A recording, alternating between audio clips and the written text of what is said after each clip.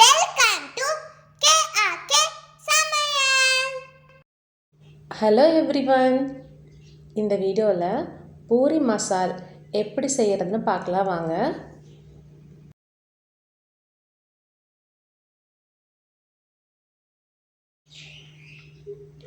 உருளைக்கிழங்கு எடுத்து நல்லா வாஷ் பண்ணி ரெண்டாக கட் பண்ணி ஒரு குக்கரில் போட்டு அந்த உருளைக்கிழங்கு மூழ்கிற அளவுக்கு கொஞ்சம் தண்ணி ஊற்றிக்கோங்க. 4 அல்லது 5 விசில் விட்டு உருளைக்கிழங்கு நல்லா வேக வச்சு எடுத்துக்கோங்க. பொட்டேட்டோ தோல் எல்லாம் சுத்தமாக எடுத்துட்டு அதை சின்ன சின்ன பீஸாக உடச்சி வச்சுருங்க. சும்மா கையினாலேயே ஜஸ்ட்டு ப்ரெஸ் பண்ணிங்கன்னா போதும், சின்ன சின்ன துண்டாக அது உடஞ்சிரும்.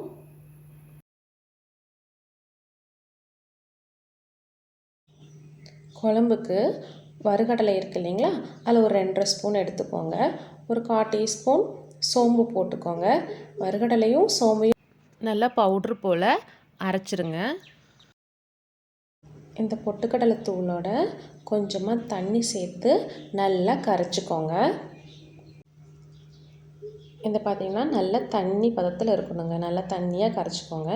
இப்போ குழம்பு செய்கிறதுக்கு ஸ்டார்ட் பண்ணலாம். கொஞ்சம் எண்ணெய் ஊற்றி எண்ணெய் சூடானதும் கொஞ்சம் கடுகு உளுந்து பருப்பு போட்டு தாளிச்சிட்டு அப்புறம் கொஞ்சம் வெங்காயம், பெரிய வெங்காயம் சேர்த்து நல்லா தாளித்து விடுங்க. உங்களுக்கு வெங்காயம் சாப்பிட்றதுக்கு ரொம்ப பிடிக்குன்னா கொஞ்சம் நிறையவே சேர்த்துக்கலாம். பெரிய வெங்காயத்தை பெரிய ஸ்லைஸாகவும் பண்ணிக்கலாம். அதுக்கப்புறம் இஞ்சி பூண்டு பேஸ்ட்டை சேர்த்து நல்லா வதக்கி விடுங்க. இஞ்சி பூண்டு பேஸ்ட்டை நல்லா பச்சை வாசனை போனதும் இது கூட ஒரு தக்காளி சேர்த்து அதையும் சேர்த்து நல்லா வதக்கி விடுங்க. ஸ்டவ் மீடியம் ஃப்ளேம்லேயே இருக்கட்டுங்க. இப்போ கொஞ்சமாக உப்பு சேர்த்துக்கிட்டோம்னா தக்காளி வெங்காயம் எல்லாம் சீக்கிரமாக வதங்கி வந்துடும். இப்போ கொஞ்சமாக மிளகாய்த்தூள் மஞ்சள் தூள் சேர்த்து நல்லா வதக்கிக்கோங்க.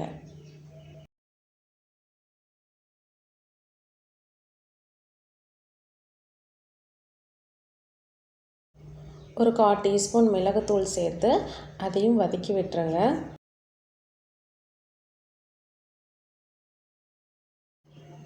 தக்காளி வெங்காயம் எல்லாம் நல்லா வதங்கி வந்துருச்சுங்க.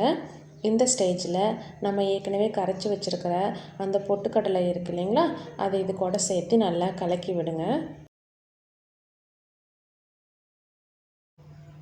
நல்லா மிக்ஸ் பண்ணி விடுங்க.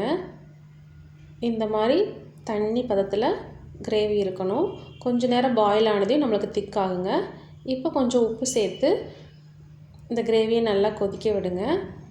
மீடியம் ஃப்ளேம்லேயே இருக்கட்டுங்க. குழம்பு இப்போ நல்லா கொதிச்சு வந்துருச்சுங்க. இந்த சமயத்தில் நம்ம ஏற்கனவே வேக வச்சு ஸ்மாஷ் பண்ணி வச்சுருக்கிற பொட்டேட்டோவை இது கூட சேர்த்திக்கோங்க. இப்போ பாருங்கள், கிரேவி ரொம்ப திக்காக இருக்குது. இந்த சமயத்தில் நம்ம ஒரு 1/2 டம்ளர் வாட்டர் ஆட் பண்ணிக்கோங்க.